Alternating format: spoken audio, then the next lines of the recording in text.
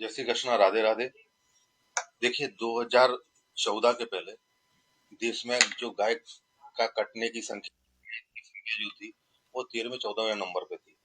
आज देश में जो गाय काटने की जो रैंकिंग है वो दूसरे और तीसरे नंबर पे आके खड़ी हो गई है। ये बहुत बड़ा दुर्भाग्य है। कारण क्या है कि जब देश में हिंदुओं की सरकार है, यशस्वी प्रधानमंत्री जो जोर शोर से हिंदुत्व का नारा लगा रहे हैं, बहुत सारे राज्यों में जो हिंदुओं का बोलबाला चल रहा है कि गौ माता बचाओ, और बहुत सारे जो गौ सेवक हैं पूरे अनेकों अनेकों राज्यों में, वो मतलब हर एक दिन कहीं ना कहीं संघर्षों से जूझ रहे हैं गौ माता को बचाने के लिए। ठीक है। इसके बाद में भी क्या हो रहा है कि हम नारे तो लगा रहे, गौ माता बचाओ, गौ माता सम्मान, है ना, लेकिन हो कुछ नहीं रहा है। कारण क्या है कि जो दुकान खोले बैठे हैं, जो हिंदुत्व का बाहर आके नारा लगाते हैं, जो टीका लगा के गमछा लगा के घूमते हैं, पता चल रहा है कि वही सबसे ज्यादा मांस मच्छी खा रहे हैं, वही भेड़िए हैं, वही गौ माता का आयात निर्यात का सबसे बड़ा कारखाना चला रहे हैं। तो हम लोग लोगों के पास जा रहे, समाज सेवियों से मिल रहे, संतों के साथ चर्चाएं कर रहे और गौ माता को राष्ट्रमाता का दर्जा देने के लिए बातें कर रहे। अब आप देखिए, नेपाल जैसे एक छोटे से राज्य में 2015 में एक संविधान लागू हुआ जिसमें गाय को राष्ट्रमाता का सर्वोच्च सम्मान दिया गया है। और यहाँ पे उन्होंने बताया भी है कि नेपाल में गौ हत्या पूरी तरह से गैर कानूनी और दंडनीय अपराध है।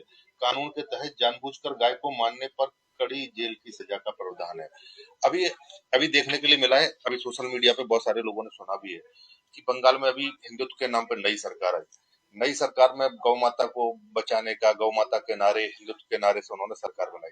सरकार बनाने के बाद क्या हुआ, तुरंत जैसी बकरीद आई तो बकरीद पे 14 साल के नीचे के जो बच्चे हैं वो गौ माता है, और 14 साल के जो ऊपर की जो गाय है वो जानवर है, यानी कि वो गौ माता के दर्जे में नहीं आती है। अरे भाई, 14 साल के बाद गौ माता का दर्जा खत्म हो जाता है क्या? तो एक सोचने की बात है कि यार, जो हिंदुत्व के नाम पे नारे लगा रहे, जो हिंदुत्व के नाम पे सरकार बना रहे, तो अगर वही हम लोगों के सपोर्ट में नहीं आएंगे और वही अगर मदद नहीं करेंगे तो ये कभी संभव होने वाला नहीं है।